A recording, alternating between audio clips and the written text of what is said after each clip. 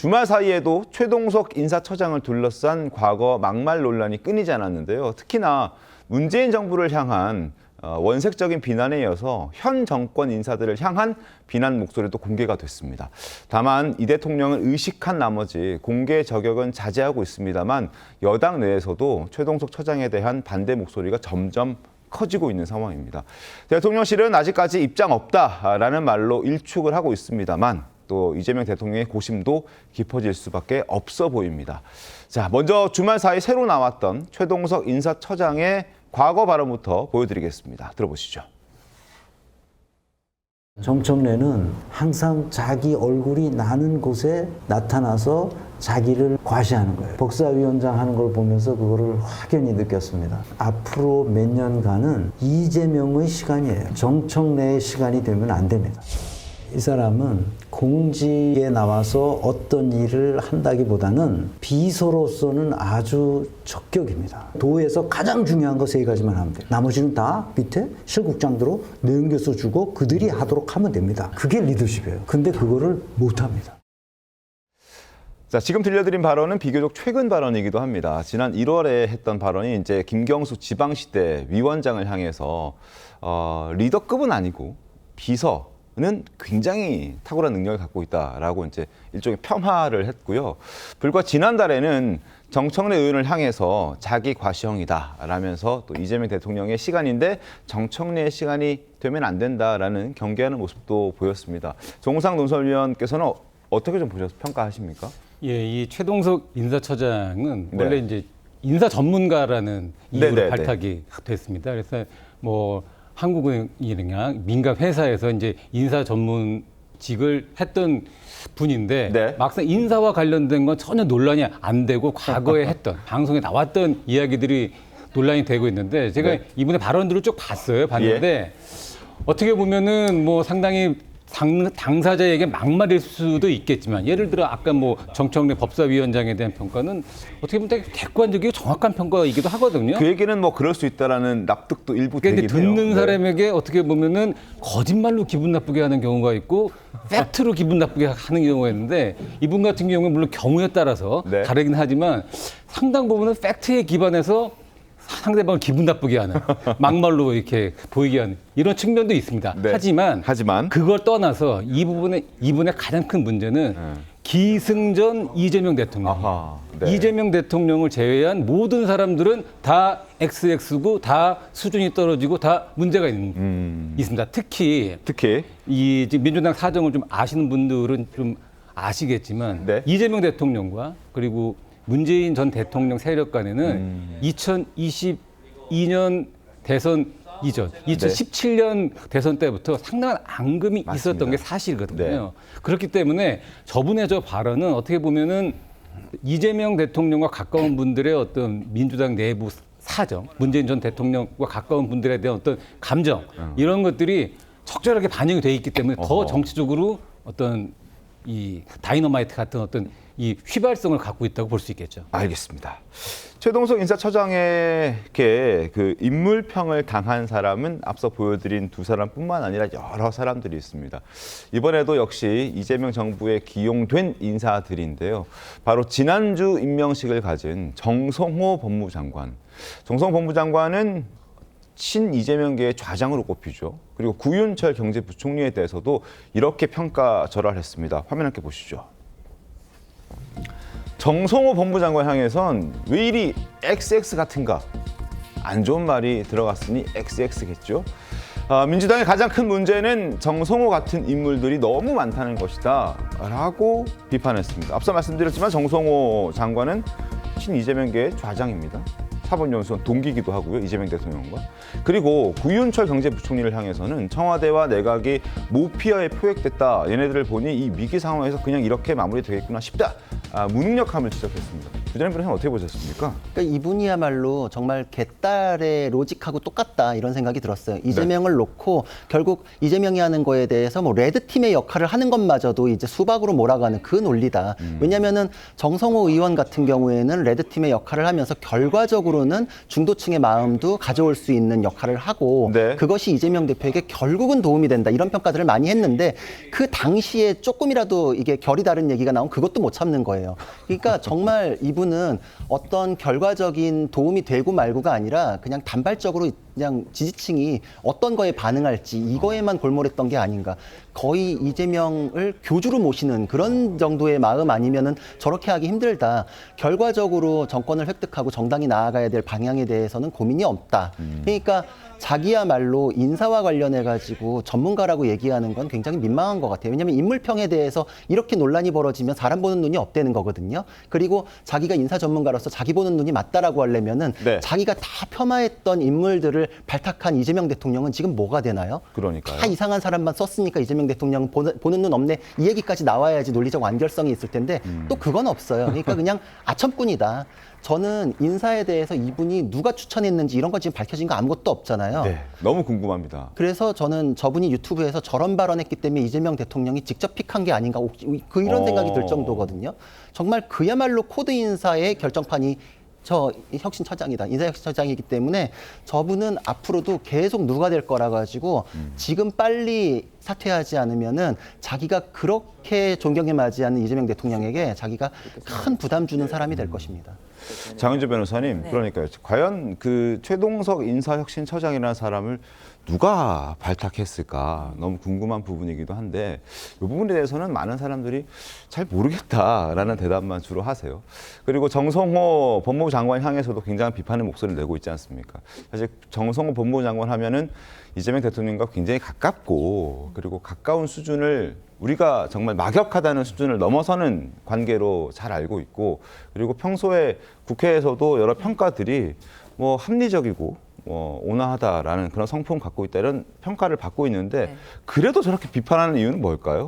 글쎄 뭐 정성호 장관에 대한 비판만 있는 건 아니니까요. 네. 사실 과거에 여러 정치인들에 대해서 사실상 많은 비판을 해왔고 네. 그런데 문제는 그 정치인들이 지금도 왕성하게 활약을 하고 있는 또 여당 내 정치인들이 많다는 부분 이런 부분들이 지금 좀 논란이 되고 있는 것은 분명한 것 같습니다. 당연히 민주당도 여당으로서 관련된 논란들 그리고 국민들이 이 부분들을 어떻게 바라보시는지 조심스럽게 인식하고 있다라고 생각은 들고요. 네. 다만 한 가지 또 말씀드려야 될 것은 일단 최 처장이 공직에 나오기 전에 그러니까 일단 일반인 시절에 했던 이야기다라는 부분을 좀 구별해서 봐야 될 것 같긴 네. 합니다. 물론 사인 시절의 발언이니까 아무 문제가 되지 않는다 이런 취지의 이야기는 아니지만 적어도 인사혁신처장의 입장에서 그 지위에서 했던 이야기는 아니라는 점을 좀 살펴봐야 될 것 같고요. 또 한 가지는 일단 당으로서는 인사권자인 대통령의 인사권을 존중해야 된다라는 차원에서 지금 좀 조심스럽게 바라보고 있는 상황이기 때문에 네. 앞으로 대통령실이 관련된 논란들을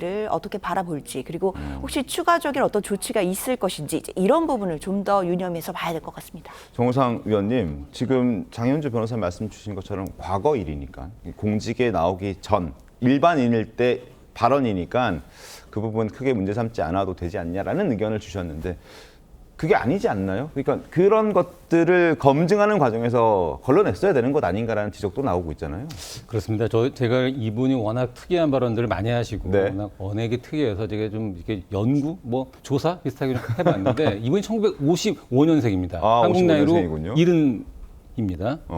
그렇기 그렇기 때문에 나이가 적지가 않은데 네. 처음으로 발탁된 게 중앙인사처장이 아니었어요. 원래는 대통령실의 인사혁신비서관으로 내정이 돼서 아마 대통령실의 비서관으로 얼마 정도 근무를 했었을 겁니다. 근데 뭐 경우에 따라 다르겠지만 대통령실 비서관 나이는 어떻게 보면 30대부터 네. 많아야 50대 중반에 크게 넘지 않고 60대가 넘어가면 수석급으로 이제 어떻게 보면 활동들을 하는데 그러니까 지금 말씀하시는 게 이번에 인사혁신처장으로 발탁되기 전에 비서관으로 대통령실에 근무를 했었다는 거죠. 예. 그렇기 때문에 70 가까운 분을 대통령 비서관으로 모신다는 거는 참모들이 봤을 때도 좀 이상한 좀 불편할 수 있죠. 네. 예, 이런 거기 때문에 중앙혁신처장이라는 차관급 정무직 공무원으로 자리를 줬는데 뭐 약간 죄송한 말씀이긴 하지만 네.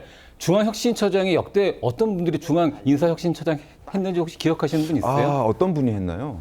거의 없을 정도로 그냥 네. 중앙인사혁신처라는 데는 공무원들의 인사혁신과 관련된 일들을 조용조용히 하는 것입니다. 아, 이렇게 그렇기 때문에 인사혁신처장이 누군지도 모르고 지나가는 경우가 대부분인데 그래서 저희들이 잘 기억 못하는 거군요. 그래서 제가 이 부분, 이 최동석 처장에게 왜 인사혁신처라는 자리를 맡겼을까를 생각해 봤는데 네. 그냥 어떻게 보면 논공행상적으로 어떤 선물적으로 자리를 하나 준 것 같아요. 왜냐하면 보통 이렇게 임명이 되고 나면 그다음엔 조용한 자리가 인사혁신처장인데 임명을 시켜놨는데 이렇게 큰 문제가 될 줄을 몰랐겠죠. 몰랐기 때문에 지금 이재명 대통령 입장에서는 야, 이거 어떻게 해야 되느냐에 대한 큰 고민에 빠졌을 것 같고 아까 누가 추천했느냐라는 네. 얘기가 나왔는데 이재명 대통령과 가깝지 않으면 저런 대통령실 비서관 이 자리에는 거의 들어가기 어렵습니다. 아니면 지금 우리가 소위 얘기하는 성남라인 이 사람들과 특별한 관계가 아니면 저 자리에 가기 어려운 거죠. 그렇기 때문에 어떤 공식적인 무슨 누구의 추천을 받았다기보다는 이재명 대통령 또는 이재명 대통령의 오래된 측근들인 성남라인에서 픽업을 한 게 거의 맞을 겁니다. 아, 그렇군요. 궁금합니다. 과연 누가 어떤 생각으로 어떤 마음으로 이 사람을 인사혁신처장에 앉혔을까? 아직까지 명확하게 드러난 건 없습니다. 그래서 이런저런 얘기들이 돌고 있는 그런 상황입니다. 그리고 알려진 대로라면 최동석 처장이 이렇게 모든 사람들을 비판하고 비난하는 수준까지 말들을 과거에 쏟아냈었는데 유일하게 칭송한 인물이 바로 한 명 있습니다. 이재명 대통령이었죠. 자, 과거 이 대통령의 욕설 논란마저도 옹호했던 발언 들어보겠습니다. 우리의 욕설 문화가 크게 발달한 것은 우리의 삶이 그만큼 고달팠다는 것입니다. 이재명의 욕설은 그냥 나온 게 아니에요. 인간은 누구나 불완전하죠. 후회하면서 인간은 성숙해가는 거거든요. 하이데거가 말하는 존재의 경험이라고 말하고 싶어요. 저 지난주에도 저 얘기를 드렸었는데 사실 잘 이해가 잘 안 갑니다. 장혜주 변호사님, 네. 하이데거의 존재에 어떤 왜 이런 게 나오는 건가요? 글쎄요, 뭐 이런 이야기들은 이제 최동석 차장이 이제 인사혁신처장이 나오기 전에 이제 사인 시절에 했던 발언이기 때문에 이 얘기를 들으면서 또 공감하시는 국민들이 계실 수 있고 또는 네. 반대하시는 국민이 있을 수 있다고 생각합니다. 각자의 입장에서 각자의 이제 생각을 할 수 있다라고 저는 생각이 드는데요. 근데 중요한 것은 마치 이제 최 처장이 이재명 대통령에 대해서 유화적인 메시지를 냈고 뭐 사실상 그분만 옹호하는 이야기를 했기 때문에 혁신처장 자리에 오른 것 아니냐라는 부분까지는 저는 좀 논리적인 비약이 있다라고 생각합니다. 아무래도 대통령실에서 대통령이 인사권을 행사하는 과정 자체는 그렇게 단순하다라고 생각할 수는 없거든요. 분명히 뭐 추천한 사람이 있을 수도 있는 것이고 그 과정에서의 나름대로의 시스템으로 검증 작업도 물론 거쳤을 겁니다. 물론 그 검증이 완벽했느냐에 대해서는 여러 가지 의견이 있을 수는 있겠지만 네. 나름대로의 검증을 거쳐서 인사혁신처장이 됐다라고 한다면 또 평가받았던 자질이라든지 아니면 과거에 있었던 어떤 경험이나 경력이나 이런 부분들도 분명히 이전된 부분이 있었을 것이라고 보이거든요. 다만 지금 예상치 못하게 과거에 했던 많은 발언들이 지금 현재로서 문제가 되는 것이기 때문에요. 네. 그런 부분에 대해서는 또 국민들께 이해를 한 번쯤은 구하는 그런 또 과정이 필요하지 않나라는 개인적인 생각은 듭니다. 알겠습니다. 다만 이 부분을 대통령실이 어떻게 처리할지는 저는 대통령의 인사권에 따른 것이기 때문에 존중해야 된다고 생각합니다. 구자랑 변호사님 어떻게 보십니까? 근데 대통령에 대한 인사권 존중이라는 게 만약에 항상 관철되는 문제였다면 여태까지 낙마라는 게 있을 수 없죠. 그리고 공직에 나오기 전에 문제니까 그거는 논외로 할 수 있다. 이런 논리면 누구든지 간에 첫 번째 공직은 낙마가 없나요? 무조건 프리패스가 되는 건가요? 그러니까 인생 똑바로 살란 얘기를 하는 거예요. 그러니까 자기의 몸가짐을 바르게 하고 열심히 살고 노력하고 꼼수 안 부리고 전과 안 만들고 이렇게 사는 거잖아요. 누군가의 삶의 지침이 되어야 할 공직자들인데 네. 저런 거에 대해서 지금 제대로 된 사과도 없고 어떻게 임명이 됐는지 국민을 위해서 무엇을 하는지에 대해서 설득이 안 된다라고 하면 그 자체로 부적절한 거죠. 그리고 70만 공무원에 대해서 인사를 다루는 사람인데 본인에 대한 인사 자체가 이러니 논란이 될 것 같으면 직무 수행의 동력이 떨어졌습니다. 인정하고 물러나는 게 맞죠. 그리고 정말 아첨도 저 정도면 예술이다 이런 생각이 드는데 형수 쌍욕에 대해서는 이재명 대통령 본인도 사과한 문제잖아요. 네. 저거를 저렇게 감싸면서 하이데거까지 끌고 온다? 예전에 유시민 작가가 그랬어요. 말 복잡하게 하면 사기꾼이라고. 저게 저렇게 복잡하게 할 얘기인가요? 그냥 본인도 사과한 문제니까 그거는 그냥 부족했던 부분입니다. 이러지 그거를 결사적으로 방어를 하려고 하는 거는 아첨으로 올라선 사람이구나라는 것만 드러낼 뿐이고 저렇게 본인 자체가 도덕성 뭐하러 보냐, 코드 인사해야지라고 주장했던 분이잖아요. 네. 근데 자기도 지금 코드 인사로 된 걸로 보이는 상황이에요.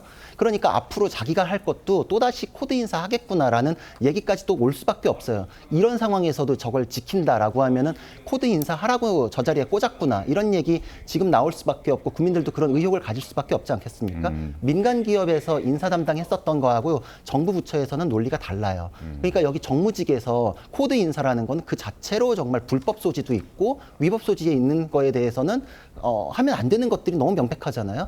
저 자리에 있으면 안 되는 분이다. 여권에서 지금 부글부글한데도 얘기를 제대로 못하는 이 상황 자체도 부조리하다, 이런 생각을 합니다. 알겠습니다.